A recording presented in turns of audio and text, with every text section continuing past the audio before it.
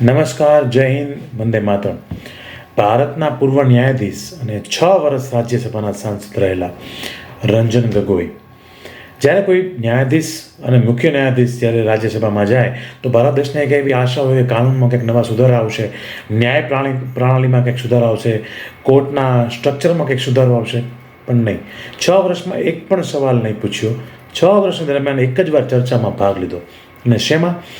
કે જેમાં પોતે 2019માં એક ચુકાદો આપેલો કે જ્યારે કોઈ એક રૂલ બનેલા ટ્રિબ્યુનલ કોર્ટ્સના, જેને એમાં લાગ્યું કે કોર્ટની સત્તા ઓછી થશે, ત્યારે એણે એવું કીધું કે ભાઈ બેઝિક સ્ટ્રક્ચર કે બંધારણનું બેઝિક સ્ટ્રક્ચર બદલાવી શકાય નહીં.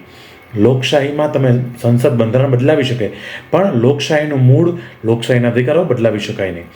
પોતે જ્યારે રિટાયર્ડ થઈને રાજ્યસભાની અંદર સાંસદ બન્યા, પાર્ટીને વાલા થવા માટે દિલ્હી સરકારની વિરુદ્ધમાં જ્યારે બિલ લાવવામાં આવ્યું અને દિલ્હી સરકારે જ્યારે દિલ્હી સરકારના પાવર લઈને એલજીને આપવાની વાત ત્યારે પોતે આપેલા એક ચુકાદાની વિરુદ્ધમાં જઈ અને એવું કીધું કે ભાઈ બેઝિક સ્ટ્રક્ચર જે નિયમ છે એ વિવાદાસ્પદ છે, કોઈ પણ વ્યક્તિને બદલી શકે.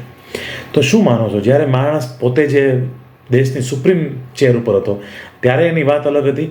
જ્યારે પાર્ટીમાંથી રાજ્યસભાનો સાંસદ બને છે, નોમિનેશન પાર્ટીમાંથી રાજ્યસભાનો સાંસદ બનતો હોય તો એના સિદ્ધાંતો કેવી રીતે બદલી જાય?